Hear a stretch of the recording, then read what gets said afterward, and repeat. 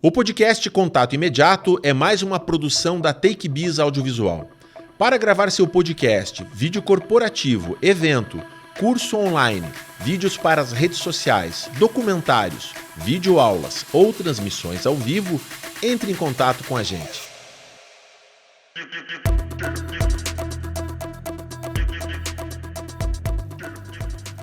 Olá, seja bem-vindo a mais um episódio do podcast Contato Imediato. Eu sou o Glauber Gorski e no episódio de hoje eu vou, antes de apresentar o meu convidado, eu vou fazer uma pergunta para você que está assistindo. Como é que você pode ter certeza de que aquilo que você está vendo e ouvindo realmente foi captado de uma pessoa real? Como é que você pode ter certeza de que isso não é gerado digitalmente, através de inteligência artificial, através de computação gráfica? Como é que a gente pode ter certeza disso? Eu não sei se você que está nos assistindo é capaz de me dar essa resposta, mas talvez o meu convidado de hoje possa no mínimo nos dar algumas pistas. Bob Vendramin, seja bem-vindo ao podcast. Muito obrigado, professor. Professor. Mas o que é isso? Aí a gente vai ter que fazer um recorte temporal, por que é professor. E eu, tendo sido professor de você, vou ter que retomar algumas histórias, processos avaliativos, conversas de corredor, de faculdade. É um prazer ter você aqui. Para mim é um prazer inenarrável. Antes de mais nada, por você ter aceitado esse convite de uma forma, devo dizer assim, titubeante no primeiro momento, porque tem uma coisa que eu reconheço em você, porque eu me reconheço assim, essa coisa da gente achar que, peraí, eu acho que talvez eu não seja a pessoa mais adequada para falar sobre isso, eu conheço pessoas mais adequadas para falar sobre isso, talvez eu não tenha um domínio tão grande, talvez eu possa decepcionar, talvez eu tenha um pouco de timidez demais. Isso tudo é tão humano, não é mesmo? É a síndrome do impostor, né? A síndrome do impostor, né? Uhum. Assim como eu acho que eu não deveria estar aqui. Eu acho que quem deveria estar entrevistando você é o Marcelo Taz, o saudoso Jô Soares, se puder. Sabe, pessoas que eu sei que são mais capazes do que eu.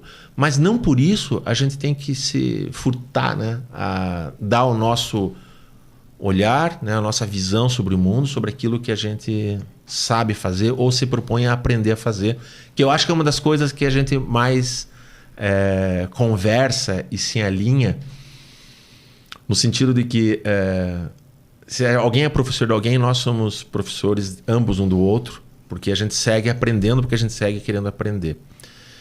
E você está aqui hoje para a gente conversar um pouquinho sobre a vida e conversar um pouquinho sobre um assunto que ele é atual, ele é contemporâneo, ele é urgente, mas eu não sei se ele é passageiro, porque ele envolve tecnologia. Tudo que tem a ver com tecnologia, de certa forma, é passageiro. A gente vai falar sobre inteligência artificial.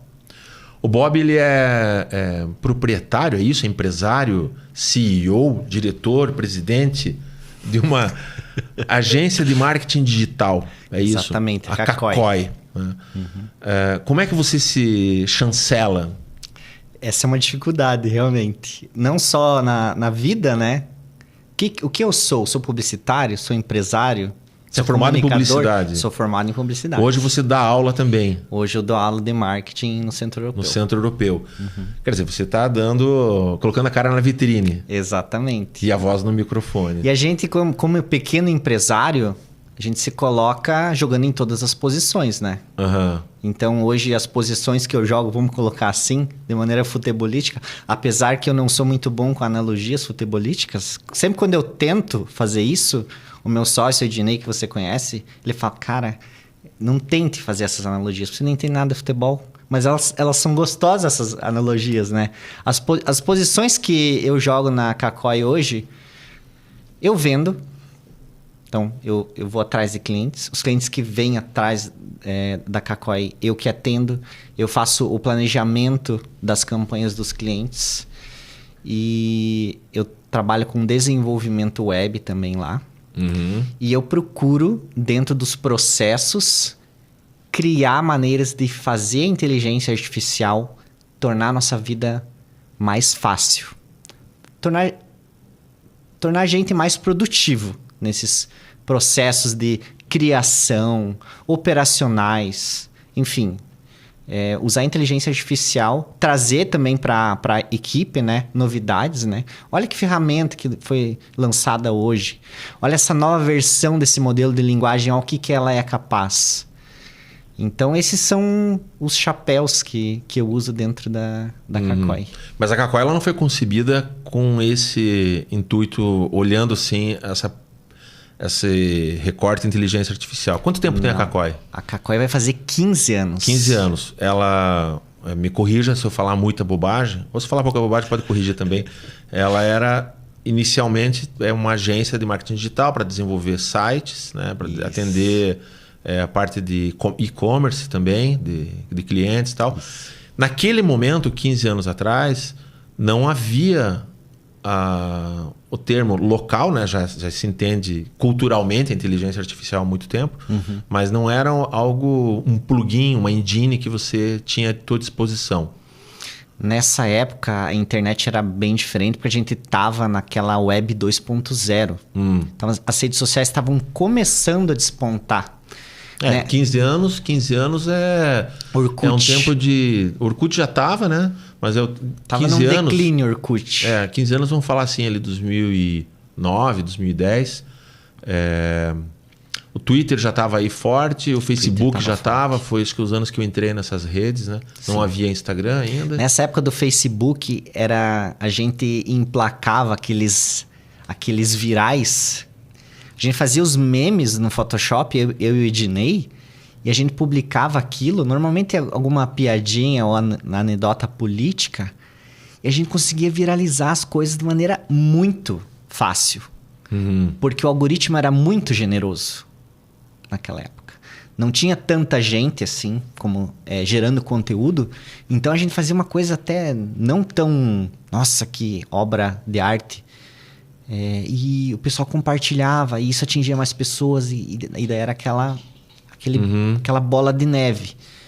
E com o tempo isso foi mudando, né? Porque as pessoas começaram a adotar mais, e aí adotar mais a rede social, gerar conteúdo, e aí o pessoal o Zuckerberg, enfim, a galera das redes sociais começou a tornar mais difícil essa distribuição. E os virais se tornaram cada vez mais difíceis de você falar assim, eu vou lançar um viral. Hoje em dia você não tem como garantir isso de maneira nenhuma. Você pode ser bom em criar virais, né? Entender a forma dos virais. Assim como também um músico experiente, acho que ele consegue dominar a arte de criar um hit. Né? Mas ele não quer dizer que ele vai conseguir emplacar esse hit. Não é certeza, né? Sim. Agora, se... A não ser que aquilo toque num disco de novela, tem um jabá para as rádios. Tem isso também, né? Você acha que você tem que dar se vira uma publi, um start. Exatamente, né? Se você tem o latino, eu sempre penso no latino quando a gente fala de hit, né? Não tem artista melhor para pensar? Então, mas é que vem na minha cabeça... Podemos falar dos Mamonas Assassinas? Não, tá bom, vamos falar do latino, pode ser, tudo bem. Por que eu penso no latino? Também não é da minha preferência musical. Mas o cara, eu acho que ele tem, sabe, um olho bom. O que vai pegar? Ele não é um profissional assim que ele é inovador. Tanto que muitos dos hits que ele fez foram cópias de música. Teve uma, acho que é da Festa do AP, se não me engano. Eu acho que é uma tradução de uma música romena. E ele identificou que aquilo era uma melodia chicletes e ele fez a versão em português e lançou. Mas tem a questão também, falando de virais, né? Quantas músicas será que ele lançou que ninguém conhece? Eu não sei da carreira do latino. Mas você precisa colocar o bloco na rua, dar visibilidade para aquela obra. É como você falou no início do episódio, né? Daquela síndrome do impostor. Eu queria que... eu sei de uma pessoa que é melhor para fazer entrevistas com você, mas ao mesmo tempo essa pessoa ela só é a melhor porque um dia ela se colocou também nessa posição de começar a fazer. Isso. E aí foi repetindo e chegou o momento que ela se tornou mestre naquilo. Eu uso como referência até o próprio Marcelo Taz, porque ele tem o Provoca hoje, né? Que é herdado, né, do saudoso Abu Janra. Mas antes do Provoca, ele, né, já é um cara conhecido, ele, muito fortemente ali no CQC. Mas se você voltar no tempo, você vai sempre encontrar o Marcelo Taz em algum lugar. E aí você vai voltar lá no começo dos anos 1980, ele na Olhar Eletrônico, do Fernando Meirelles, fazendo o repórter Ernesto, né? Que entrevistava lá em Brasília. Quer dizer, todo aquele embrião, né, estava lá. E certamente ele já vinha daquilo catapultado, né, enquanto referências de outras coisas. Porque nós somos... O ser humano, ele é reciclador, né? Ele não é tão original assim. E as redes sociais, elas revelam isso. A internet revela isso. Porque a própria tecnologia não é tão inovadora assim. Ela já é sempre derivada de algo. Você pode ver que os modelos de smartphone, por exemplo, o smartphone que você usa hoje e o smartphone, o teu antigo smartphone que você trocou por esse novo, qual a diferença entre os dois? Uma diferença assim que seja, nossa, que salto de inovação. Eu garanto que nenhum. O que provavelmente mudou? Mais memória RAM, que sempre teve aí. Uma câmera melhor. Algo que... Talvez a resolução maior, ou que cria imagens em maior resolução, ou que faz... mais estabilidade. Mais estabilidade, ou que usa inteligência artificial para identificar qual que é a melhor configuração, né? E as câmeras sempre tiveram isso, né? O modo automático. Garanto que você não deve usar muito esse modo porque você é um cara que entende, né, do ofício. Depende do meu ânimo. Quando a preguiça bate... aí faz como todo mundo. Põe no automático e deixa rolar. E né? resolve, não resolve? Porque essas câmeras aqui, até por uma curiosidade, né, para quem acompanha, é muito fácil colocar no automático e deixar a coisa resolver. Mas as condições, elas às vezes elas ditam um olhar que não é o que você gostaria que quem está assistindo assistisse. Isso diferencia meninos de homens, né? Amadores e profissionais. Então, as nossas câmeras aqui, todas elas estão em modo manual. Todas elas passam pelo olhar, né, do Sérgio, né, e meu, mas o Sérgio enquanto diretor aqui, no sentido do enquadramento, o quanto que isso enquadra, né? No sentido de ter um foco, velocidade do obturador, ISO, né? O ajuste de branco. Né? Tudo isso são processos manuais. E para você ajustar, para você ajustar esses processos manualmente, você tem que ter um conhecimento prévio e póstumo, porque você tem que saber lá atrás o que é que você quer lá na frente. Agora, como que você deve saber como funciona o modo automático? Como que ele se autocalibra? Qual critério que ele usa? Exatamente. E por que ele não é suficiente a ponto de você falar, não, computador, sai daqui, eu que entendo do negócio. Por que você adota essa... Porque a gente compreende que a máquina, ela não tem um olhar artístico, né? Porque se eu quero um ambiente um pouco mais escuro, um pouco mais exposto, por alguma intenção que eu queira, enquanto fotógrafo, né? Isso é uma coisa de domínio meu que eu não consigo explicar isso para a máquina. Não, eu quero que pareça que está com muita luz. Então tem que estourar o ISO. O automático dela, ele parte de um princípio médio. Existe um cálculo médio que o fabricante ele entende, ele acolhe essas informações e propõe ali. Então, de acordo com o volume de intensidade de luz que tem aqui, né, a máquina ela vai calibrar isso percentualmente. É uma conta que ela faz, É uma conta que ela faz. Se eu amarelar a luz branca, ele vai entender que ele tem que chegar no branco porque é o branco que se espera, né? Se eu azular, ele também vai buscar para o branco. Né? E isso vai impactar certas coisas. Mas então, esse é um controle humano. Se você quiser o amarelo, você não pode contar com essa calibragem automática. Não. A não ser que eu ensine ela. Exatamente. Mas você já parou para pensar assim? Tá, ok. Aqui a gente tá num podcast e a calibragem de um episódio para outro, o ideal é que ela seja homogênea, né? Não daria para você apenas, deixa sempre, grava aí as posições e não mexe e vai ficar igual? Sim. Mas todo episódio você revisa isso, não revisa? Sim. Porque o fator humano modifica. O fator humano modifica muito. A televisão, de modo geral, para quem assiste televisão, assiste um telejornal todos os dias. É sempre igual. Porque é uma constância na luz e o equipamento é sempre o mesmo. Então não se mexe no setup do equipamento. Ele é sempre igual para quê? A gente sempre busca, tal qual a natureza, o menor gasto energético. Isso. Para chegar sempre naquele resultado que é sempre igual. Porque eu não quero algo diferente. Né? Então, isso sim. Mas sempre tem que haver uma verificação, porque existem circunstâncias sutis, mas que a longo prazo podem modificar. Como, por exemplo, a gente usa sempre a mesma lâmpada. Ela vai amarelando com o tempo, ou seja, vai mudando o branco. Né? Ela vai perdendo a intensidade, ou seja, tem que mexer no ajuste. Então, esse olhar ele tem que ser revisado humanamente ainda. Sim. Né? E também, bem sinceramente, por insegurança. Né? Porque para efeitos práticos, tem muito podcast por aí, aliás, tem de tudo muito na internet. Né? Se a gente colocar as 3 câmeras aqui em modo automático, se a gente desligar esse desenho de luz que a gente tem atrás de você, que promove um contraste, que tem todo um olhar estético, né, desenhado pelo Sérgio. Se a gente deixar aquilo que a gente chama de luz de serviço, que é a luz da sala acesa, que nesse momento está apagada, só tem a luz artística aqui. O conteúdo não vai mudar. Não. Mas só que a gente vai deixar de se relacionar com alguma coisa com a nossa audiência e vai deixar de gerar, para quem está vindo aqui sendo entrevistado, uma certa aura. Sabe? Você se sente envolvido num ambiente de gravação. Eu não estou só numa sala de reunião.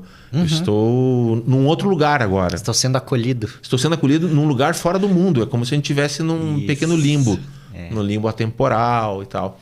A gente está filosofando um pouco aqui, mas a ideia de conceituar isso, além de fazer essa troca entre nós dois aqui e essa troca com quem nos assiste, da gente entender também juntos, tem um pouco de aprendizado aqui, tem um pouco de sala de aula, um pouco de painel aqui, entender que as coisas muitas vezes chegam para nós e a gente acha que aquilo chegou pronto porque nasceu pronto.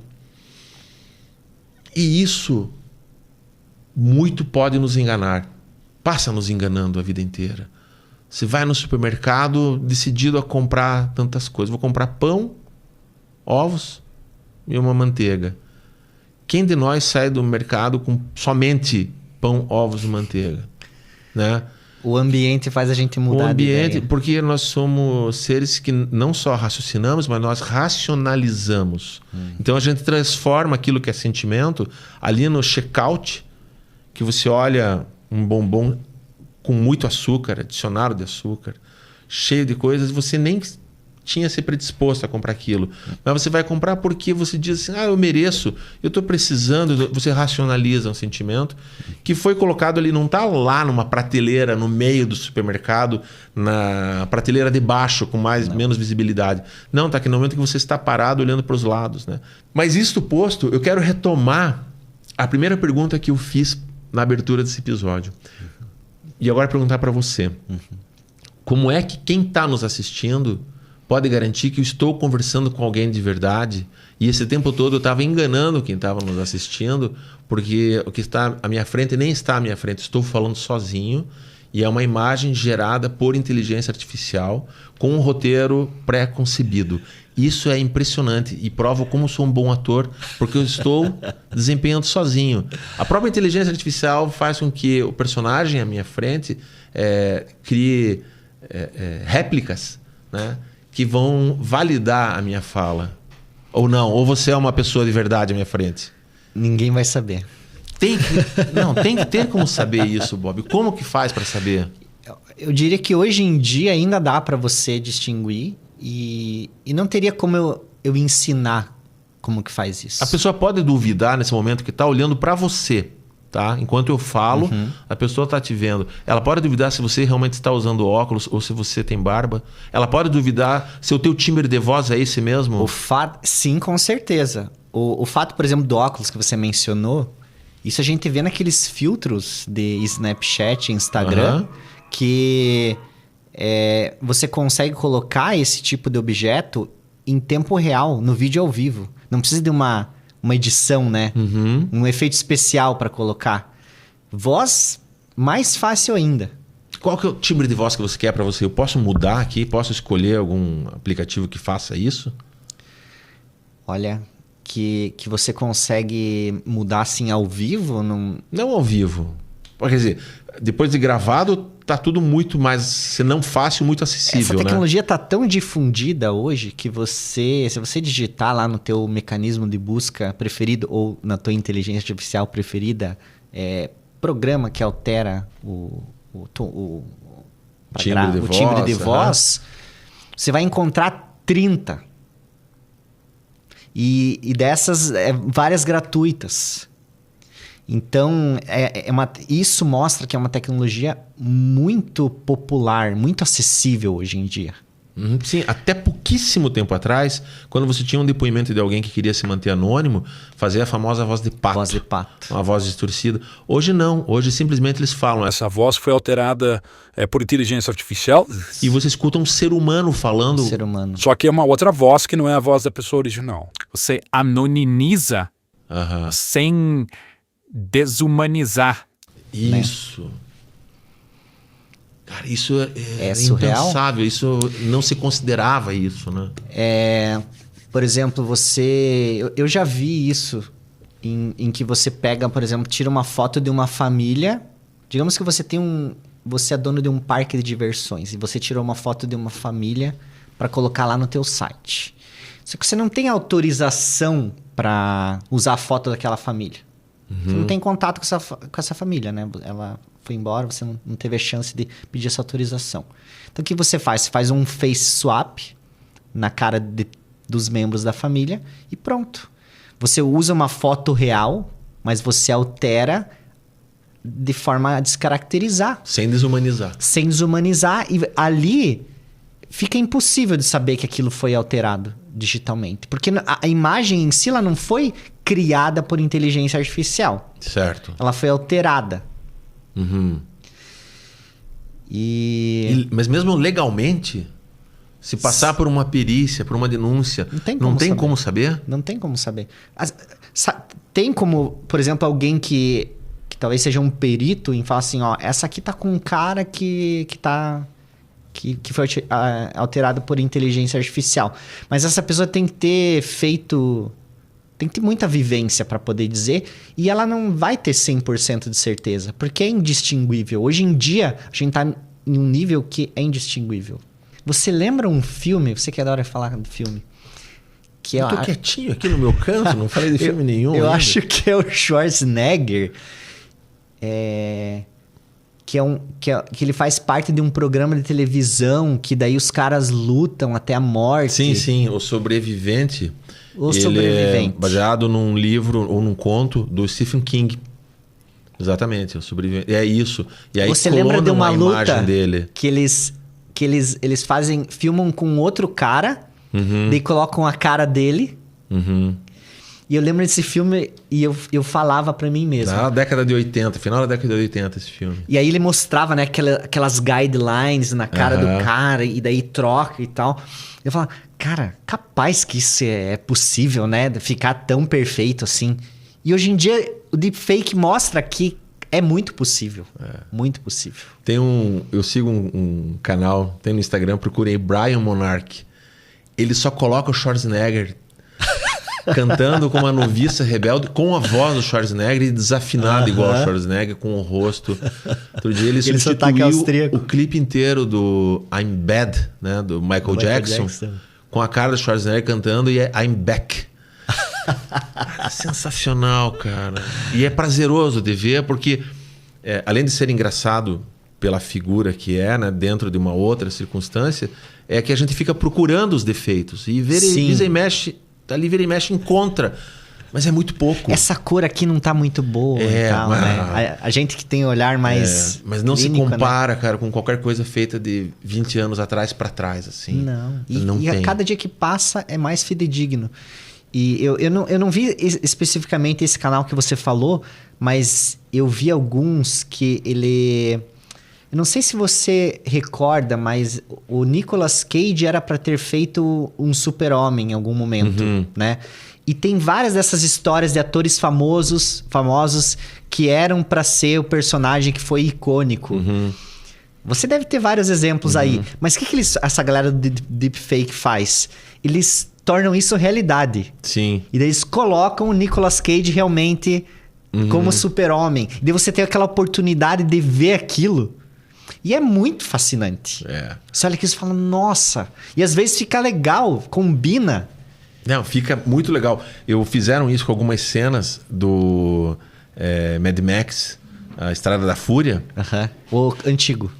Não, o filme de 10 anos atrás. Ah, sim, Que é com a Charlize Theron, né? E como é que é o nome do ator, Sérgio, que faz no lugar do Mel Gibson? É o cara que fez o Bane. O cara que fez o Bane no Batman. Tom Hardy. Tom Hardy. Acho ele um pouco sem sal, aquele ator, né? E alguém pegou algumas cenas e colocou o Mel Gibson no lugar dele. Cara, eu pagaria pra ver esse filme. Eu pagaria pra ver. Porque encaixa muito naquela cosmogênese, sabe? Sim. Fica muito verossímil. É como, sei lá, daqui a pouco... A gente fica loucubrando aqui, mas daqui a pouco vai ser realidade. Daqui a pouco alguém vai pegar lá o filme do Franco Zeffirelli, lá o Jesus de Nazaré, e vai substituir o Jesus de acordo com o perfil... Não um loiro de olhos claros, entendeu? Mas de acordo com o perfil do biotipo da pessoa que vivia naquela região, naquela época, né? Trocando no filme inteiro. Assista aí, era mais parecido com isso, tá? Não com aquilo que você foi visto. E você lembra no Gladiador que o empresário lá dos Gladiadores, o ator já estava meio velhinho, ele morreu no meio das filmagens. Sim. Eles gastaram um dinheirão para... Sim. Parece que foi uma boa parte do orçamento do filme fazer aquela na cena época falou final. assim, $2 milhões para reconstituir digitalmente. Hoje em dia... Que é muito ruim aquilo, inclusive. É mal feito. É mal feito. Pelo que foi gasto. Mas pelos olhos, na época do leigo, sim, não. Passa batido. Passa. Agora você pega depois aquela cena do Velozes e Furiosos com o Paul Walker, que já tava mais maduro. É meio estranho, né? Meio Uncanny Valley. Mas hoje em dia, 2024, um cara no seu apartamento... 2024 era ontem, né? 2025 é mais ainda, né? Você pega isso e esse cara consegue fazer isso. O que se fazia com um orçamento de 2 milhões, o cara faz em uma tarde, num computador talvez nem de última geração, de maneira mais fidedigna. Sim. A cena estendida do Zack Snyder, do filme do Superman, que maquiaram o bigode, né? Que ficou horrível aquilo. Horrível. E aí o moleque refez aquilo e ficou ótimo. Tem vários exemplos desse. Mas eu queria voltar um pouquinho na tua frase que você fala, eu pagaria para ver o Mel Gibson lá, né? Pagaria. Tem uma questão muito... que vai gerar um debate tremendo. Já está gerando, né? Que é a questão da ética. Sim, eu não sei se ele autorizaria, porque a imagem é dele, exatamente. Lógico. Será que esse cara desse canal que faz esses face swap, será que ele poderia, sei lá, comercializar um filme que ele altera digitalmente o protagonista? Porque assim, o trabalho que ele está fazendo ali, apesar de ser uma tecnologia acessível, se eu e você, a gente entrar nesse mundo, a gente estudar e... Daqui um pouco a gente tá fazendo isso, né? Com um certo esforço. Sim. Mas o cara hoje, ele tá meio que desbravando isso, né? Esse cara tá tendo um trabalho. E ele tá entretendo as pessoas. Será que ele merece? Ou ele é legal? Ou é moral? Ele está sendo remunerado para promover isso pra gente? É mais ou menos assim. Eu não sou um jurista, né? Não sou dessa área, mas muito já me passou pela mão... por conta do meu próprio ofício, né, na direção de cena, com relação a direitos de uso, direitos conexos, direitos fonográficos, direito de som e imagem, né, esse tipo de coisa a gente sempre cuida disso, né, bastante, porque existe uma legislação que cuida disso, né? Trabalhar com crianças, né? Com gente menor, autorizações de juizado e tudo mais. Mas o que acontece na história da sociedade moderna, vamos falar. Primeiro você faz, depois você regulamenta. Isso. E aí você bota a lei em cima. É o que está acontecendo. Então, quando você tem hoje uma legislação sobre o trânsito, ela não foi concebida antes da invenção dos carros, para daí ver que tipo de carro a gente vai inventar, porque a legislação vai ser essa. Não, primeiro você faz e bota na rua. Depois você descobre que a rua mais adequada tem que ser de pedra. Depois não, tem o asfalto. E aí tem a velocidade. Aí, bom, precisamos colocar uma lombada, sinalização. Precisamos deixar isso universal. Precisamos aplicar multas. Quer dizer, esse é o formato que o ser humano na sociedade, né, vive. Isso tem a ver com cidadania, né? Da internet não é diferente. Então as coisas ainda estão um pouco à revelia da lei, porque não há uma lei que diga, mas vai vir. Os próprios artistas estão se mobilizando para, de alguma forma, via lei, se coíba, pelo menos, se não se proíba, utilizar a voz artificial, porque tem muita gente ficando sem emprego, né? Tem muita gente ficando sem trabalho. Eu posso simplesmente dispensar o uso, né? A gente entrevistou aqui uma maquiadora maravilhosa, que é a Sueli Queirolo, e ela fala de maquiagem, e eu posso fazer uma maquiagem digital, não precisar contratar o serviço do maquiador. Então, há uma implicância social sobre isso, porque envolve a parte pecuniária, né? A parte da grana. Há uma questão ética de se usar a imagem, né, de uma pessoa que já morreu, né? Usar a imagem da Elis Regina, mesmo que seja num comercial que a imagem dela foi autorizada pela filha. Quem disse que meu filho tem autorização sobre a minha imagem, entendeu? Depois de morto. E se é que isso foi deixado por escrito, né? Então... Acho que tem que começar a deixar agora, né? Talvez, né? Porque eu não duvido daqui a pouco chegar o programa Silvio Santos, pós o falecimento dele, voltar novo com o próprio Silvio Santos. No sentido de ter voz e pele... cobrindo um imitador muito bom. Sim. E você vai ter o Silvio Coloca o Santos Celso ali. Portiolli ali, ninguém vai notar a diferença. Se você fizer um deepfake nele, você tem o Silvio Santos de volta ali. Mas aí a gente começa a se relacionar de novo com aquilo que...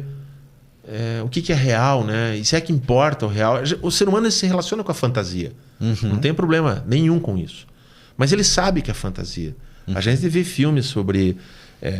lutas contra dragões, sobre embates intergalácticos, né? A gente vê um homem voando usando a cueca por cima da calça, né? E uma capa. Oi, uma capa? O que é uma capa, né? O que significa alguém andar com uma capa? Mas nenhuma criança coloca a cueca por cima da calça e pula de um prédio achando que vai voar. Porque mesmo uma criança sabe que aquilo está no campo da fantasia. Nenhuma criança acha que existam dragões no mundo.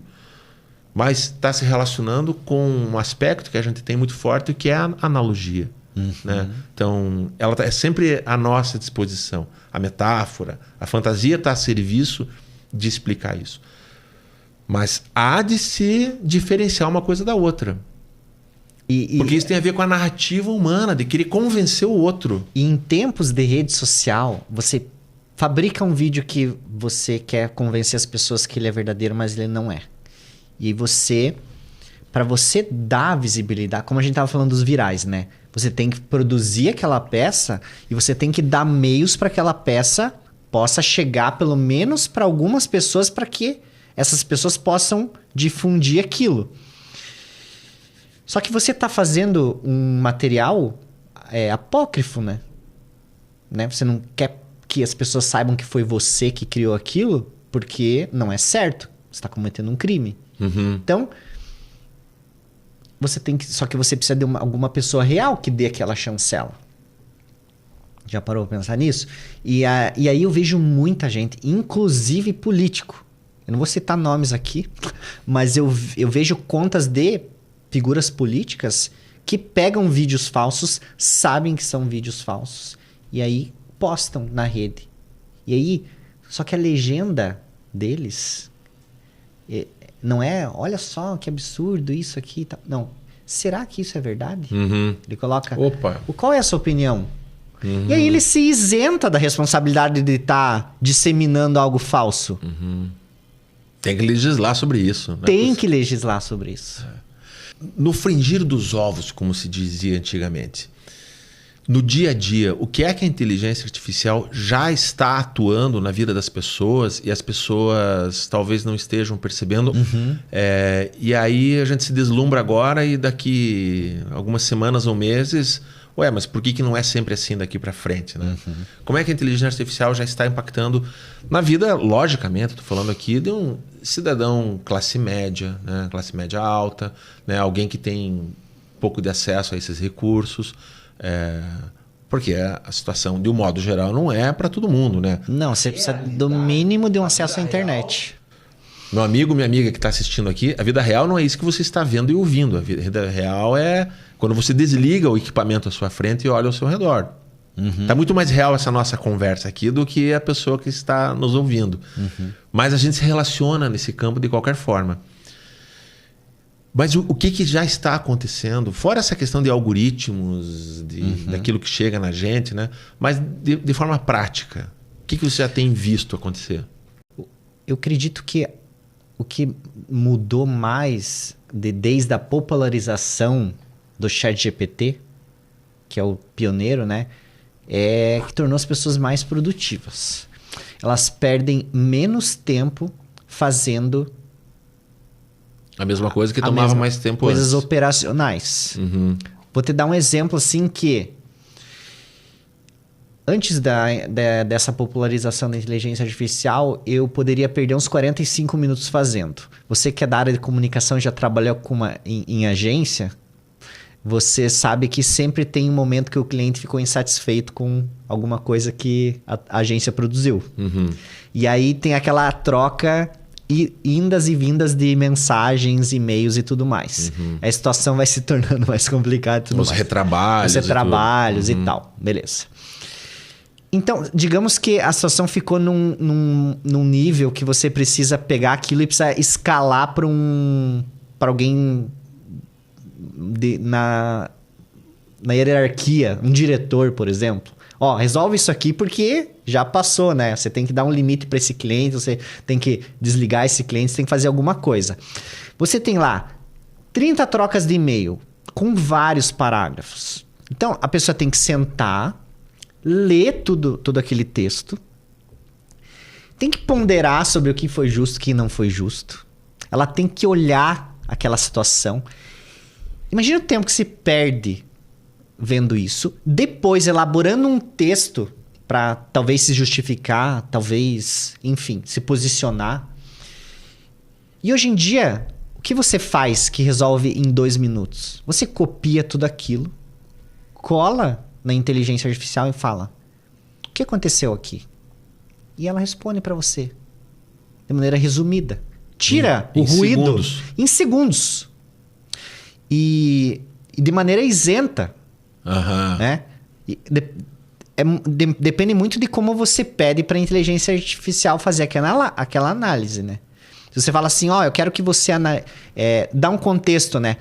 Então você pode pedir para ela assim, haja como um mediador. Eu vou colar para você uma conversa que eu tive com o meu cliente. Eu quero que você faça uma análise e me diga se eu tô com a razão, se o meu cliente tá com a razão. Assim, o prompt é esse mesmo. É essa linguagem natural.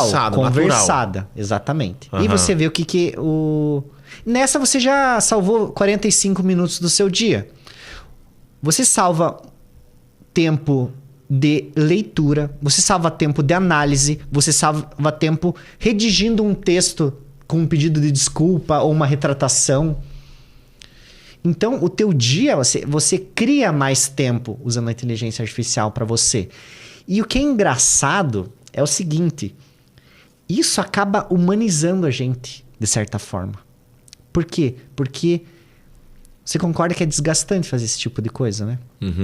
Se você tem 0 atrito para resolver uma treta dessas, você não se sente mais disposto em fazer coisas que realmente vão edificar o teu trabalho? Sim. O exemplo lá do médico. Isso. Eu um tempo atrás, uns poucos meses atrás, eu conversando, uma conversa de padoca com o Bob, fazendo um pequeno briefing sobre esse nosso encontro aqui. Aí ele citava algumas coisas de inteligência artificial, até inclusive com relação a roteiros de podcasts que geram. Isso eu estou bem curioso para não escarafunchei sobre esse campo ainda, porque meio que me assustou, mas eu tenho uma curiosidade bem intensa sobre isso. E um exemplo que ele me deu, eu vivenciei poucas semanas depois. Eu levei a minha mãe numa consulta médica e o médico, um oftalmologista, estava fazendo os exames, ela estava com a vista um pouco turva em dados momentos ali, fez alguns exames, conversas e solicitou outros exames e vitamina, remédio, deu um prognóstico, né? Já tinha feito alguns exames de imagem, parará. Conversa vai, conversa vem, fala sobre a vida e vê como é que vai ser para frente, toma isso aqui, volta daqui tanto tempo. A conversa toda foi essa no consultório. E aí, beleza, ok. Aí ele se vira para o computador, ele se inclina em direção ao computador e ele, muito rapidamente, um médico até com uma dicção não perfeita, não apropriada, mas e muito rapidamente, muito velozmente, ele dá um resumo, ele fala da paciente, ele fala o que ele indicou, o nome dos remédios, o que foi previsto o tratamento, Cara, ele falou por, 30 segundos. E eu fiquei olhando para isso, daí ele se explicou para mim, né? Como se ele precisasse se explicar, porque eu já sabia, na verdade, que você tinha antecipado isso. Ele não perdeu tempo em digitar, em escrever, deixa eu concatenar qual é a ordem das coisas. Simplesmente aquilo gerou um relatório, né, no sistema da clínica, do hospital, né, que utiliza o ChatGPT e emite uma receita médica, né, já faz um sem garranchos. Sem garranchos, né, já com agendamento no sistema, já calendário, qual que é o... Né? Eu falei, cara, economia de tempo de vida, né? Lógico que veio junto um deslumbre de eu estar naquele momento vivenciando aquilo. Né? Já chegou nos médicos. E para minha mãe, que não é uma pessoa ignorante, não é uma pessoa de muita idade, mas para minha mãe que não consegue entender como é que funciona o menor preço, o aplicativo do governo. Ela não consegue se relacionar muito bem com o Waze, né? Com o Google Maps. Né? Para ela nem percebeu o que aconteceu ali. Aquilo foi invisível, a percepção dela. Você sabe que a tecnologia adotou uma maturidade quando você não percebe que as coisas aconteceram. Isso. Né? É o que uma história da os gente gringos chamam enganado, de né? seamless, que é aquela coisa que simplesmente não tem um ruído, né? Não tem aquela lombada. Aconteceu. Porque não tem Sem um trabalho emenda. no meio do caminho. Isso. Não tem um trabalho. E veja só, enquanto tem médico falando assim, sendo contra a teleconsulta, sendo contra colocar um robô para analisar um exame de imagem, outros estão usando a inteligência artificial para quê? Para humanizar a consulta. Porque tem coisa mais desagradável que você ir num profissional de saúde e ele, ao invés de olhar no teu olho, ele ficar assim, anotando. Isso que você está fazendo menção de que está escrevendo com uma caneta ainda, né? Com uma caneta, exatamente. Não está nem no teclado ali, né? O cara, ele se concentra em conversar com você, te entender e no final da consulta... Inclusive, seria mais fácil, né? Ele não precisava dar o resumo no final. Ele botava para gravar no início da consulta...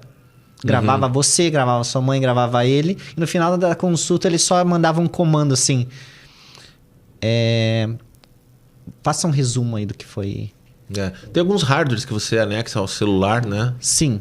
Ele resume, ele grava uma reunião, a ele vida gera do cara, uma ata. Gera ata. E resumo e tudo mais. Isso é muito legal, porque você não perde tempo.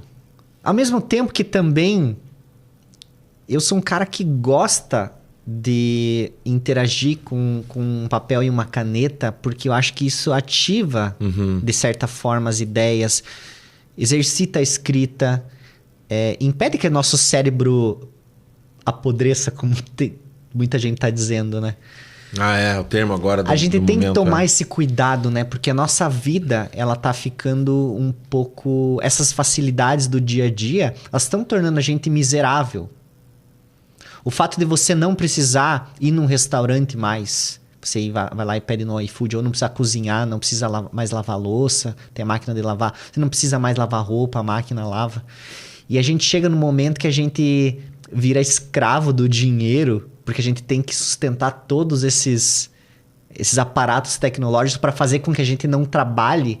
Mas se a gente olha para os nossos antepassados que tinham que fazer tudo isso, eles eram mais felizes, tinham uma vida mais plena.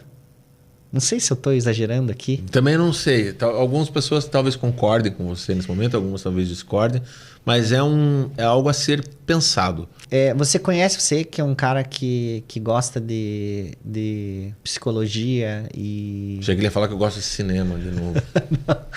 o mito da donzela sem as mãos... Não. Tinha um homem que ele processava o trigo, né? Para fazer a farinha.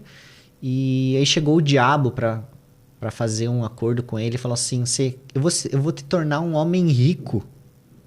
Da noite pro dia. Você não vai ter que mais trabalhar. Daí ele falou, nossa, é possível isso? Sim. Ah, tá, mas o que você pede em troca? Ah, aquela árvore ali. Que acho que era um cipestre, se não me engano. Daí pega e faz acordo com o diabo. Aí o que o diabo faz, na verdade? Ele implementa uma roda d'água para ele. E aí realmente a roda d'água faz o trabalho pesado, né? E ele se torna um homem muito rico, porque ele é o único homem da região que tem aquele aparato. E aí ele começa a ter tudo. Se torna um homem rico realmente. Aí o diabo chega para pegar a parte dele do acordo. Só que ele não se atentou que durante aquele momento que o diabo aponta, não tá apontando para a árvore, ele tá apontando para a filha do cara que estava atrás da árvore. Daí quando ele descobre isso, ele fica desesperado. Aí começa a querer argumentar com o diabo. E no final das contas o diabo faz um novo acordo com ele. Beleza, eu não vou levar tua filha embora, mas eu vou cortar as 2 mãos dela. Daí eles fecham esse acordo. Aí o que acontece? O cara é muito rico. E a filha dele não precisaria das mãos. Porque ela tem os empregados que cozinham, que alimentam, que fazer tudo por ela, né? Isso resolve o problema? Não resolve. Não resolve. Pois é. Não resolve o problema dela, porque é bom assim ter a vida no automático, que as pessoas façam tudo pra você. E você mesmo não pode criar. Porque tem essa coisa da mão ser o símbolo do criador, né? Se você fosse condenado a viver sem as mãos... o barro, né? Beleza, eu vou tornar o homem mais rico do mundo, mas eu vou cortar suas 2 mãos. Você realmente ia querer isso pra você? Não. Não. Por quê? E no final das contas, todos nós fizemos esse acordo. Nós somos as donzelas sem as mãos, com o quê? Com a tecnologia. E a gente tem que tomar muito cuidado, porque a inteligência artificial, assim como outras formas de disrupção da tecnologia, deixaram a gente mais vadios, sem precisar usar tanto o cérebro. E as nossas vidas estão cada vez mais sem sentido. Você nunca na história você viu tanta gente com esse dilema. Quem eu sou? Para que eu vim aqui na Terra? Você vê muito isso hoje em dia, essa dúvida existencial. O ChatGPT já tentou fazer essa resposta, né? Muita gente pergunta ali, né? Muita gente... Eu já perguntei. Usa o ChatGPT. O que eu devo pro ChatGPT? O que eu devo fazer? Tô triste, meio deprimido. Sabe o que ele orientou, né? Não. Consulte um psicólogo, faça terapia, pratique exercício, saia ao ar livre. Essa parte do conselho profissional é uma coisa que eles colocam. Eles colocam, não é da inteligência artificial. Isso é do código ali. Eu não posso falar isso com propriedade, mas normalmente quando você pede algum conselho que... Por exemplo, eu tô com alguma... uma pinta aqui na minha pele. O que pode ser? Ele vai falar, pode ser isso, isso, mas o ideal é que você consulte um dermatologista. Ele poderia dar uma resposta sem essa parte, mas a gente vê que essas empresas, OpenAI, Google, Microsoft, eles precisam se proteger de coisas legais que estão vindo aí. E o que você acha que está vindo aí? Qual que é a tua expectativa? Eu não arrisco dizer, porque eu não sou o cara da parte técnica da inteligência artificial. Eu sou aquele usuário ferrenho que testa exaustivamente todas as possibilidades. Cada vez que sai uma ferramenta nova, eu vou lá e também uso até travar. Então, não arriscaria dizer sobre o futuro, porque mesmo aqueles caras que são autores de livros, PhDs, que estudaram a vida toda sobre isso, esses caras falam coisas que são desmentidas. Pois é, eu falava isso para você, né? Essa lacração, né? Essa assertividade. Inteligência artificial é assim, assim, assado. Eu sei como usar. Eu não acredito que alguém tenha realmente esse domínio hoje, porque ela não está pronta. Exatamente por ela se aproximar do ser humano. O ser humano não está pronto. Exatamente. Então, é um processo em construção, pelo mais e pelo menos, né? O quanto é oportuno, interessante, é saudável, é producente, é justo, é ético, qualquer coisa assim. A gente está no meio dessa sopa nesse momento. E aí, daqui a pouquinho a gente vai ter que descobrir o que começa a subir junto com a evolução, o que vai para o fundo, o que começa a queimar, Eu olho por esse lado, né? Então, mas não quer dizer que a gente não tenha que ir testando. Tem que ir testando e... uma coisa curiosa que aconteceu comigo, que eu até compartilhei isso com algumas pessoas próximas, é que conforme você vai usando a inteligência artificial, você vai precisando menos dela. Isso é uma coisa muito interessante. Por exemplo, você sabe que a inteligência artificial pode ajudar você a redigir um texto. Certo. Né? E você fala para ela, por exemplo, dá um exemplo assim bem corriqueiro. Por favor, crie um texto do convite de aniversário do meu filho de 9 anos. Ele gosta de Minecraft, vai ser tal dia, tal hora, tal rua. Faça um roteiro, né? um script, desse convite de aniversário. Ele vai pegar essas informações e vai redigir o texto. Né? Perceba que quando eu perguntei para ele, eu dei esses detalhes importantes, né? Falei que era um aniversário de um menino, o nome dele é esse, a temática é essa e tudo mais. Então, se eu não desse essa instrução tão detalhada, ele faria um texto mais genérico e talvez colocasse algumas lacunas para eu preencher. Conforme eu vou usando a inteligência artificial, eu vou percebendo que quanto melhor a minha pergunta, melhor a resposta que eu recebo.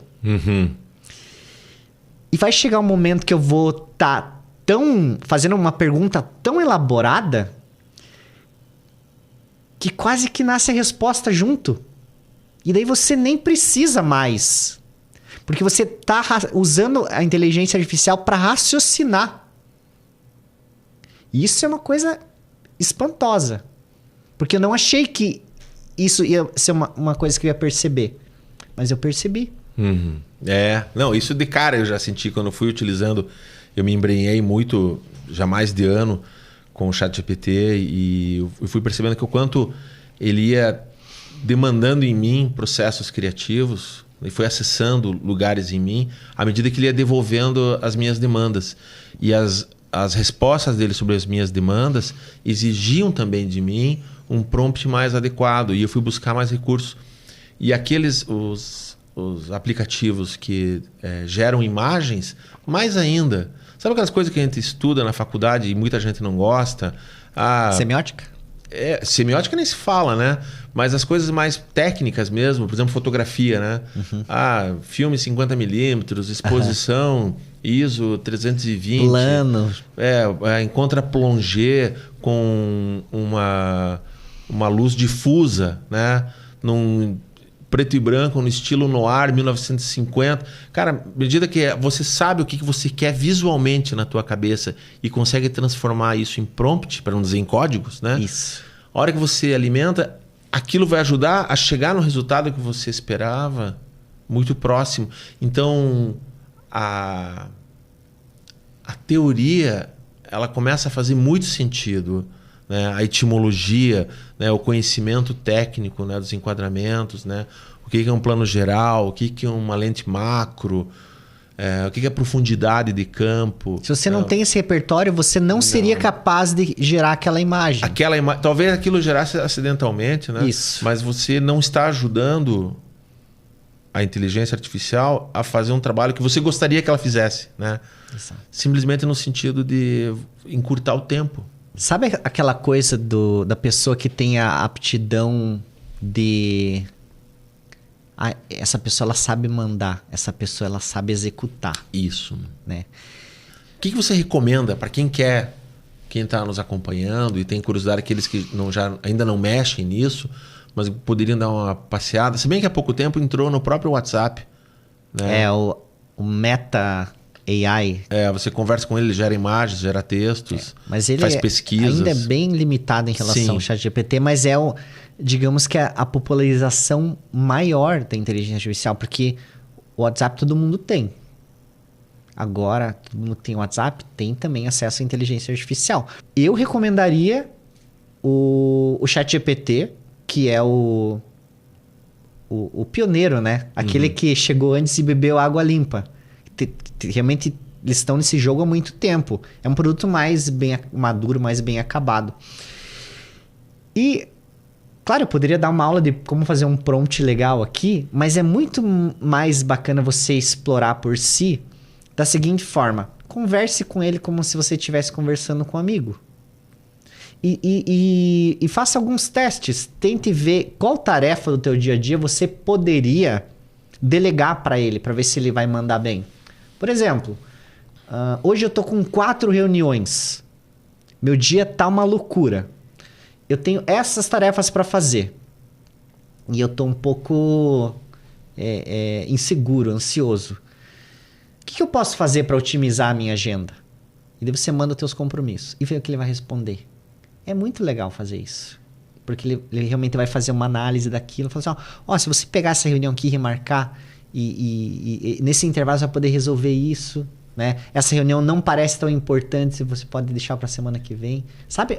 E as respostas são satisfatórias. Isso na versão free? Na versão free. Você chegou a usar pensando em vir aqui conversar comigo? Você fez alguma consulta com ele? Eu fiz. Ele é um novo I Ching, é isso? I Ching. É o novo mapa astral, você jogou runas. Sabe qual foi o prompt que eu coloquei? Eu vou confidenciar isso para você. Eu coloquei assim: haja como um profissional da comunicação social e me aconselhe na seguinte situação.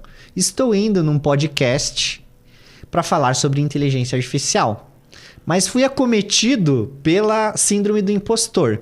Que dicas que você vai me dar para que isso seja atenuado? E aí eu mandei. E aí o que ele me respondeu foi assim, olha... Toma um Rivotril e vai. Ele respondeu que... eu falei dessa questão, né, técnica. Eu não sou programador, não sou um cara da tecnologia. Eu sou um usuário, né, um comunicador que usa isso, que ensina, que ajuda as pessoas a entrar nesse mundo, né? Daí, primeiramente, ele falou assim, tem muito valor isso que você sabe, esse teu conhecimento. Então, procure se atentar a isso. Se posicione como um aprendiz. E realmente aquilo me deixou mais calmo. Que interessante, né? Muito. Se funcionou, tá valendo. Se funcionou pro bem, tá valendo mais ainda. Deixa eu fazer uma pergunta aqui, antes de mais nada. Fazer uma pergunta bem séria mesmo. Para algum tipo de cliente, você não recomendaria o uso da inteligência artificial? Em termos de negócio, não tem como não validar isso. Porque você falou que a gente deveria, como ser humano, né, evitar um pouco isso e ir pro offline, ir para as decisões orgânicas, podemos entender assim. Sim. Mas em termos de negócio, para um cliente seu, você fala, não, aqui não precisa, ou não deve. Não faria essa recomendação. Eu aconselharia... Porque ela está sempre ajudando, né? Sempre ajudando. E tem o debate do roubar meu emprego, né? Aham. Eu não vejo isso. Eu não entendo dessa forma, entendeu? Eu acho que os movimentos tecnológicos, eles são inevitáveis ao longo da vida, né? Algumas profissões, elas são mais profusas, outras menos. Existem ascensões e declínios de acordo com o fomento tecnológico e os interesses sociais. Mas eu, antes da gente gravar aqui, um pouco antes, eu desci aqui do prédio, do lado, a poucos metros, tem uma portinha onde tem um sapateiro que arruma mochila. Eu levei uma mochila para ele arrumar. E é um ofício que existe há décadas. Eu não vejo a inteligência artificial não vai roubar o emprego dele, tomando o emprego dele, mas eu vejo que essa tecnologia, de alguma forma, não sei como, pode ajudar ele, talvez propondo novas ferramentas. Ajudar na agenda dele, ajudar ele a se comunicar melhor com o cliente. Porque tem a comunicação, eu acho que o grande trunfo da inteligência é melhorar a comunicação. Porque nem sempre, você que é professor, você sabe que não é todo ser humano que tem o dom de redigir um bom texto, de falar com clareza. Aliás, são poucos os que fazem isso bem. E eu acredito que o ChatGPT ajuda a não só desenvolver isso, tornar a pessoa melhor comunicador, mas traduz um pouco, sabe? A pessoa que não sabe se expressar muito bem, ela pode chegar para o ChatGPT, contar a situação dela e falar: qual que é a melhor maneira de falar isso? E aí você vai ter uma resposta. Negociar, por exemplo. Estou aqui nesse impasse, quero fazer uma negociação com o cliente. Ele está propondo um parcelamento maior, eu estou propondo um desconto à vista. O que eu faço nessa situação? Ele vai fazer análise, vai te tornar um negociador melhor. E não que você vá criar uma dependência. Agora, o ChatGPT vai ser o meu personal negotiator. Não, mas é que ele vai dialogar com... Vai dialogar com você e você vai se tornar... Isso. Exatamente. É isso. É uma parte que as pessoas ignoram, que... não vou usar porque... vou ficar viciado. Não é por aí. Eu lembro que existia esse receio quando o Google se popularizou também. Agora a gente vai poder pesquisar as coisas e vai ter todas as respostas na ponta da língua. Que diferença faz? Tem um amigo meu que já foi entrevistado aqui, o Frater Goya. Ele é Eu vi, inclusive. E ele tem uma frase dele que é bem recorrente na vida dele, que ele disponibilizou no site dele todos os livros, toda a informação sobre Aleister Crowley, sobre os processos mágicos, sobre as alquimias, sobre as magias. Tá tudo lá. Aí questionaram para ele: cara, como é que você deixa isso livre, né? Tem livre acesso para as pessoas. Daí ele comenta assim: cara, um livro na biblioteca, se ele não tiver o leitor correto, eles são só um amontoado de palavras mortas. É isso aí mesmo. Então é mais ou menos por esse olhar, sabe? Vai de você ir atrás de saber utilizar esses recursos. Né? Não é porque o recurso está ali que, a coisa ficou disseminada. Eu acredito muito nisso. Eu acredito muito sempre na capacidade das pessoas. A pessoa pode não ser o melhor comunicador, né? Pode não ser o melhor vendedor, pode não ter toda a desenvoltura que gostaria de ter falando em termos de comunicação, né? Para conduzir uma reunião, para falar junto ao cliente, para falar junto ao público, para participar de um podcast, para dar uma palestra. Eu me deparo bastante com gente muito insegura e nervosa e acolho elas porque eu entendo isso perfeitamente. Você já passou por isso? Eu já passei, talvez com menos dificuldade do que essas pessoas, mas já passei. Eu fui convidado a dar aula porque eu sempre gostei de partilhar aquilo que eu aprendi, né? Então essa foi uma característica que me veio o convite. Mas eu falei: eu não sei ensinar, mas eu fui aprender a ensinar do jeito que eu entendo. Aí você vai buscando as referências, né? Você vai apontando a tua bússola com os nortes para aqueles lugares que você quer chegar. Mas mesmo que você não chegue lá, mesmo que eu não seja o melhor comunicador, mesmo que você não consiga... Cara, não consegui ter aquela desenvoltura que eu queria ter naquela reunião, sabe? Ainda não consegui falar frente à câmera do jeito tranquilo que eu gostaria de estar.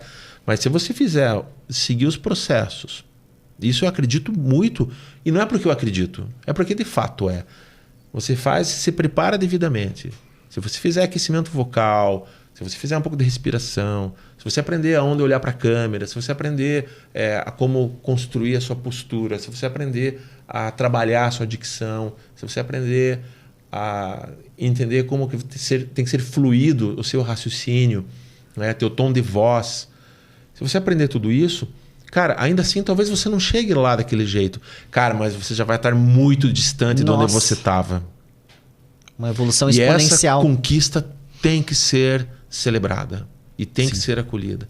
Essa é a recomendação que eu dou e todas as vezes elas sempre surtiram ótimos resultados. As pessoas, elas chegavam num dado ponto e falavam, cara, eu não sabia de que eu era capaz.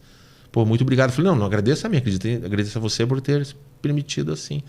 Porque eu, em dado momento lá na minha vida, lá atrás, eu tive que aprender isso. Quando numa situação, eu era adolescente, né? E eu contei essa história aqui outro dia até. E eu conversando com a minha avó, daí eu falava, tal, eu tinha uns 12, sei lá, 11 anos, 12 anos. E minha avó ficou olhando assim para mim, ela se virou para minha mãe e falou assim, eu não consigo entender o que esse menino fala. Porque eu falava muito rápido, eu tinha a língua presa, e eu não percebia, e como eu tenho o pensamento muito acelerado, eu tentava fazer a minha velocidade de fala se aproximar da velocidade do pensamento. E você tem o pensamento acelerado. Sim. E quando eu consigo, à medida que eu falo com você... Era língua preta? Um pouquinho de língua preta. Preta, assim, um pouquinho. Aí eu fui observar como é que as pessoas foram... Eu, adolescente. Eu rapidamente habilitei meu chat GPT sobre isso. E você estabelece a pergunta que você faz ao gênio da lâmpada, né? Como que eu faço para resolver isso? E as respostas começam a aparecer. Não é que você joga para o universo, essas coisas. Mas você começa a ficar atento. Fica alerta. Você liga o teu filtro. Simplesmente porque eu queria que minha avó entendesse o que eu estava falando. Olha só. E nada mais é do que uma piada, um pensamento curioso. Não era nem uma informação importante. Mas ali eu tive uma percepção de como é importante a comunicação. Que é uma coisa que fui aprender mais tarde. Você com se outro curou mentor. ou você fez fono? Não, me curei. Eu fui buscar os recursos, né? Por quê? Porque minha irmã tinha língua presa, ela fazia fono e eu via ela fazendo os exercícios e eu fiz. Então, de certa forma... Você sempre um autodidata, né? Não tão alto assim, né? Eu fui buscar a referência, né? Deixa eu ver como é que eles fazem para eu fazer parecido. Né? Então, você vai construindo esses prompts internos. Isso. E o que eu quero dizer com isso? Eu tenho autoridade para falar assim, se eu consigo, você consegue. Né? Eu quero ser um melhor... Chutar qualquer coisa aí. Quero correr. Mas eu quero correr 100 metros rasos, não quero correr maratona. Qual que é o recorde mundial? Cara, 9 segundos. Beleza. Quanto que eu corro? Sei lá, 20. Cara, qual que é meu objetivo? Cara, eu tô olhando a meta do recorde mundial, né? Cara, daí eu consegui baixar para 18 segundos. Já tá louco. Aí depois de muito tempo, 17. Aí talvez 16,5 eu consiga em dado momento. Não sei, cara. Mas, cara, pode parecer que não. Mas eu tô mais próximo dos 9 segundos do que eu tava dos meus 20, entendeu? Com certeza. Porque aqueles meus 20 segundos estavam me levando para um outro lugar, que ia virar 21, 22, e uma hora que eu não ia correr. Deu para sacar, né? É o caminho, né? É o caminho, né? Aquilo que eu comento sempre assim com pessoas, né, que estão muitas vezes insatisfeitas com o seu peso, com sua aparência, com o seu negócio. E você fala assim, cara, não é porque você está acima do peso, né, que você tem que deixar de fazer tal coisa, né? Mas também não é porque você está acima do peso que você simplesmente tem que aceitar estar dessa forma. O que você está fazendo para tentar reverter isso? Então, e não é porque eu estou falando, é fazer esse questionamento estar dentro da pessoa. A gente saiu um tanto nessa conversa da inteligência artificial, mas ao mesmo tempo isso vai acolher no sentido de que quando a gente dialoga com ela, a gente começa a fazer aquilo que a gente sempre faz, que é dialogar com a gente mesmo. Tal qual quem nos escuta, de alguma forma, acha que está conversando com a gente porque o diálogo está acontecendo na cabeça da pessoa. Seja porque está concordando, seja porque está discordando, seja porque está apreendendo novas informações. Então, eu tomei bastante aqui a palavra porque você me deixa muito à vontade para isso, como eu gostaria de deixar você também. Quero deixar também muito à vontade quem nos acompanha para comentar, peço para curtir, né, para compartilhar. E principalmente comentar, sabe? Dialogar com a gente. Eu acho realmente isso muito importante. Fora trabalhar, o que você faz para se divertir, Bob? Olha, eu sou uma pessoa de muitos talentos. Vamos lá. Vamos abrir um segundo episódio que não tem importância. Olha, eu já fiz um pouco de tudo, mas eu tenho uma paixão muito grande pela música. Então, eu já fiz aula de violão, teclado, bateria, já toquei flauta doce, acordeon, sou meio que um multi-instrumentista. Toca algum deles bem? O que eu cheguei a tocar bem foi violão, porque eu fiz pelo menos uns 5 anos de violão clássico. Assim, eu tive a mesma educação que o pessoal tem no conservatório, só que com um professor particular. Hoje eu não tô tão ativo nessa senda musical, mas isso nunca saiu de mim. E agora que eu tenho um filho, e eu vi que isso tá dentro dos interesses dele, tô curtindo muito, sabe, sentar com ele, ele tá aprendendo teclado. Sentar com ele, tocar junto, incentivar ele, sabe? Faz toda a diferença isso. Tudo bem, meu pai me incentivou, né? Ele pagou os cursos para mim, me prestigiava e tudo mais. Mas ele não fazia isso, né? Eu vejo como é diferente quando você tem ali alguém do teu lado para te impulsionar, porque o faixa preta e faixa branca que não desistiu, né? Sim, exatamente. Só encardiu a faixa. Exato. Você sabe dessa história, é muito, muito sensacional. Adoro desenhar. Eu sou artista, na verdade. Eu só fiz publicidade porque eu achei que eu ia exercer a arte mais do que em outras profissões. Basicamente isso. E aconteceu isso? Não.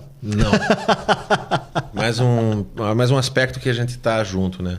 A publicidade, ela se alimenta de outra coisa, né? Ela não se alimenta de grama orgânica, ela se alimenta de concreto, cara. Exato. Você vê muito ex-publicitário que... Eu conheço alguns que largaram a publicidade e se tornaram artistas. Como tem gente que se decepciona com essa profissão, né? Porque o glamour dela, talvez, ou aquilo que a gente se vislumbra, é como o cara querer fazer cinema e ficar olhando a entrega do Oscar. Não, tem um caminho bem rico que não precisa nem chegar lá, sabe? A publicidade também teria essa chance. Mas aí é um outro assunto. A publicidade, ela foi contaminada já há algumas décadas aí pela turma do... Se não entra dinheiro, não interessa, sabe? Quando, na verdade, a publicidade, ela deveria simplesmente versar sobre o posicionamento, sobre gerar autoridade, gerar relevância, né? Mas, para isso, tem que investir um dinheiro a fundo perdido, né? Não é como o comércio, não é como a indústria, que você compra por 1 e vende por 2, vende por 1,5, vende por 10. Não, a comunicação, o valor dela é intangível. E isso fica bem difícil de você convencer, explicar, né, traduzir. Mas é uma das áreas assim que acaba gerando realmente um tanto de decepção nisso. Mas é um assunto meio baixo astral esse. Pra gente terminar... Como diz o meu filho... pai, isso é meio bad vibes. Bad vibes. Aonde que te encontra nas redes sociais? No LinkedIn. Você é um ativo do LinkedIn. Eu gosto muito do LinkedIn. Me adicione lá, Bob Vendramin. Bob Vendramin. Bob é com 3 Bs? B-O-B-Y. B-O-B-Y. 2 Bs. Eu odeio Instagram, Facebook e Twitter. Credo. Não gosto. Apesar de ser dono Mas da você agência. tá lá. Eu tô lá como um consumidor. Mas eu gosto de gerar conteúdo no LinkedIn. E eu vejo... Traz resultado? É bom como negócio? Muito, muito bom. Eu conversei hoje com um amigo meu inglês, o Ben, e falei para ele, Ben, você deveria começar a usar o seu LinkedIn, né? Não digo nem na sua empresa, né? Um pessoal mesmo. Porque é legal. Faz 1 ano e meio que eu tô gerando conteúdo e... Eu acho que a parte assim de você começar a criar conteúdo para ver qual que é a linha editorial que você se encaixa melhor, qual que é o teu tom de voz. Você realmente aprender a chamar atenção através do texto é uma skill muito importante. E ele me falou assim, o LinkedIn eu tenho um pouco de ranço porque é meio cringe. Que eu vejo as pessoas falando, saindo das empresas, sendo demitidas e falando assim, obrigado pelo tempo que eu passei aqui e tal. E realmente o LinkedIn tem muito bastante, disso. nossa. Muito. Mas você vê muita gente muito legal gerando um conteúdo fabuloso, muito aprendizado. Só que você tem que fazer a curadoria daquilo. Você realmente tem que pensar aquilo que é edificante, porque tem muito ruído. Todas as redes sociais têm pessoas legais, tem pessoas tóxicas. Mas cabe a você criar o seu algoritmo. Porque, tudo bem, quem dita as regras do algoritmo é a dona da rede social. É isso que vai aparecer para você. Você tem como pedir para não ver o que é ruim para você, as pessoas que não são boas, e tem como você dar destaque para o conteúdo das pessoas que fazem conteúdo bom. Só que as pessoas têm preguiça de fazer essa curadoria, e é por isso que as redes sociais são essa porcaria que são. E o Instagram tem o ranço por causa disso, porque não e o TikTok também. É um algoritmo assim que ele pega o que te distrai e manda mais daquilo. Uhum. E claro que você vai passar muito tempo lá, porque você está consumindo conteúdo que te distrai. E chega um momento que você começa a consumir muito daquilo e você acha que você tá fazendo bem para você, porque você está se distraindo, mas na verdade está te deixando miserável. Porque você está só tirando um tempo teu que deveria servir para você ser uma pessoa melhor, para ficar vendo dancinha, para ficar vendo vídeo engraçado de gato pulando em cima do sofá. Ah, mas é tão fofo. Eu não aguento receber mais essas Dá coisas. muito trabalho fazer a curadoria da tua linha do tempo. Mas se você faz, meu amigo, é um universo novo. É como os livros. Não tem livro que é ruim? Uhum. Mas você vai ler. A mesma coisa nas redes sociais. Tem que achar as pessoas certas. Tem a galera do LinkedIn que é muito legal. E eu indico como uma rede assim que boa para fazer negócio e boa para conhecer gente interessante. Conheci muita gente legal no LinkedIn. Top Voices, inclusive. E eu não sabia que isso estava ao meu alcance. Mas está, alcance de todo mundo. A gente tem essa coisa, né? Não vou fazer uma conta na rede social, vou começar a divulgar o meu trabalho para todo mundo e tal. E se você vai com essa mentalidade, você cai do cavalo. Se você vai por um lado assim de... Vamos conhecer as pessoas? Vamos fazer perguntas inteligentes para essas pessoas? Vamos responder as perguntas inteligentes que as pessoas estão fazendo pra gente? E disso nasce um mundo mágico. Que todo mundo deveria de tentar explorar esse lado da rede social. Porque tem pessoas lá. Claro que as pessoas piores vão aparecer com mais destaque. Porque o algoritmo, ele vai priorizar o conteúdo dessa gente, porque é um conteúdo polêmico. É um conteúdo que gera desgaste. É conteúdo que... Que não constrói. Que não constrói, exatamente. Então convida as pessoas a fazerem curadoria da sua linha do tempo. Não deixe que o algoritmo dite a tua vida digital. Tome as rédeas. Porque aí você vai ver a diferença. Pô, vou fazer isso. LinkedIn, me aguarde. Tô chegando. Eu tô lá, mas Conte comigo para ser o seu mentor de LinkedIn. Tá bom. Achei que ia consultar o ChatGPT, mas pode ser você, não tem importância. Ele vai te dar uma resposta meio vazia. Brincadeiras à parte, a conversa profunda para esse 2025, assim, eu acho é um assunto, como eu falei lá no começo, apesar da tecnologia deixar tudo muito, né, contemporâneo, os fundamentos são sempre questionáveis, né? São sempre questionáveis. Você sempre acha que o novo vem para destruir o velho. Não, o novo só sempre vem. Talvez o velho siga com menos volume, né? Com menos abrangência, mas ele segue, né? O circo tá aí ainda, né? O teatro tá aí, a rádio tá aí, o vinil tá aí, o jornal tá aí. Tá tudo aí. Só que tem mais coisas. O novo sempre vem. Aquelas coisas antigas talvez não estejam num volume, né? Como já foi visto. Mas aquilo que é antigo, um dia já foi novo também. Né? Então, muito obrigado pela sua presença, pela sua coragem. Apesar da sua consultoria com o ChatGPT, simplesmente não acreditou naquilo que eu falei para você. Se bem que o ChatGPT orientou muito similarmente aquilo que realmente eu entendo. Se colocar na postura do aprendiz. Sim. Isso é maravilhoso. Agradeço mais uma vez a nossa audiência.